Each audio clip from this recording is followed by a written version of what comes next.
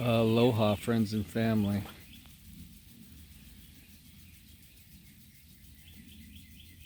Our souls are one of a kind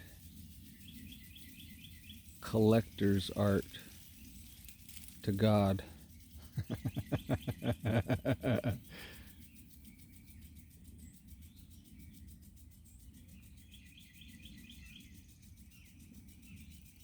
What if one of the big goals of life turns out to be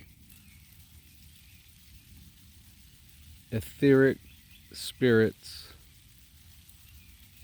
learning how to retain their soul?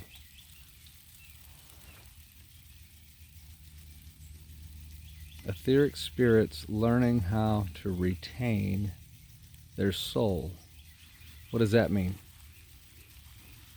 That means as they travel, as their etheric spirit travels from avatar to avatar, life to life, they are in the process of integrating so fully with the flesh, with the fleshly self, that they finally merge and become one entity instead of a spirit and an ego. Ego belongs to the fleshly self, spirit belongs to the etheric self.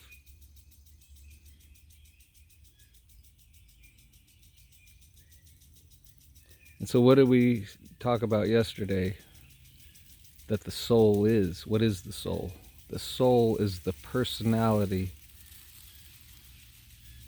of the spirit, or of the etheric self. So far in your journeys through lifetimes, you probably haven't retained a personality. Each avatar came with a new personality. So that's not really you. See, that doesn't really feel like that would be me. But who am I? Well, I must be seeing myself more as the spirit etheric self than the avatar. But again, what if the spirit and the fleshly body truly did merge to where they were one functioning unit, because the ego submitted, to the higher man, the higher self, the spirit, which is so much further advanced than the egoic human believes himself to be.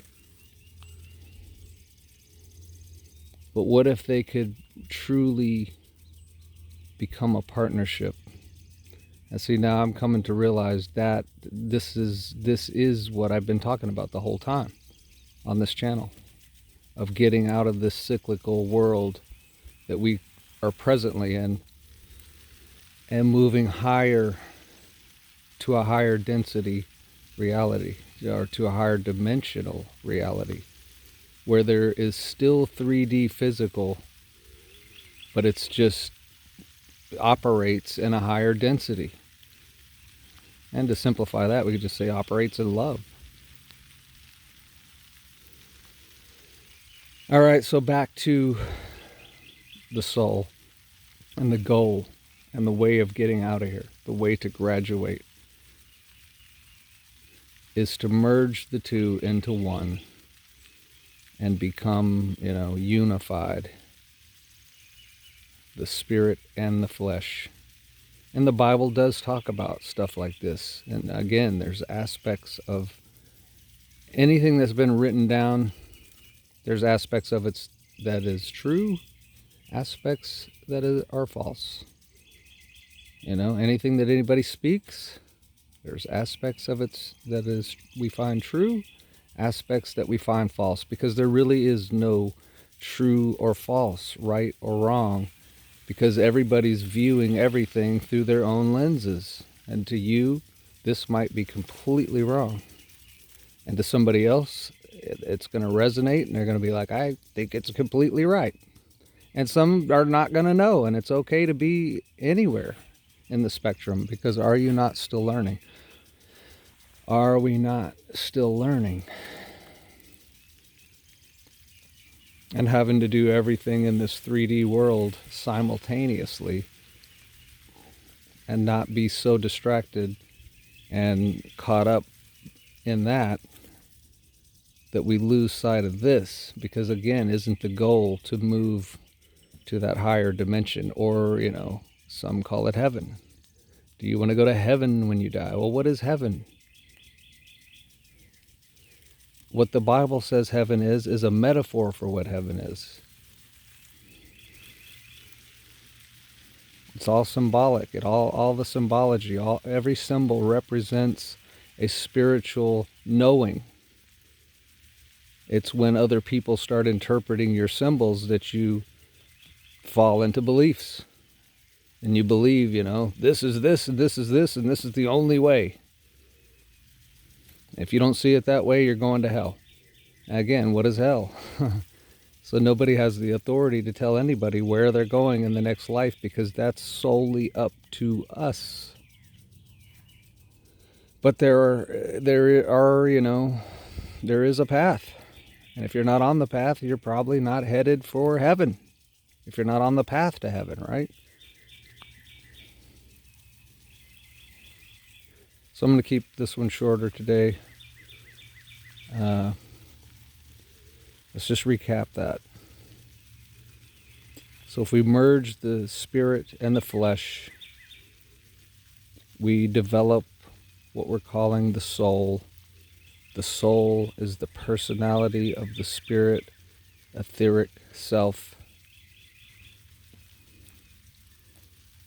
So that when we get to heaven, we would still be us. And I'm meaning heaven in a three-dimensional dimension.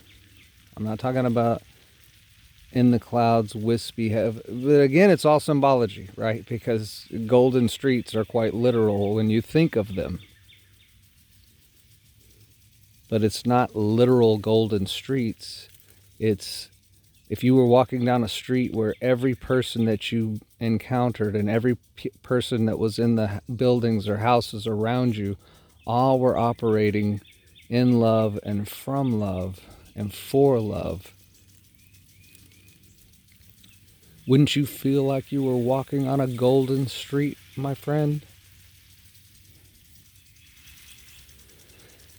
So, if we're able to do this, if you're able to do it, merge the two, become one, you will then begin cycling through your future lifetimes in that higher dimensional world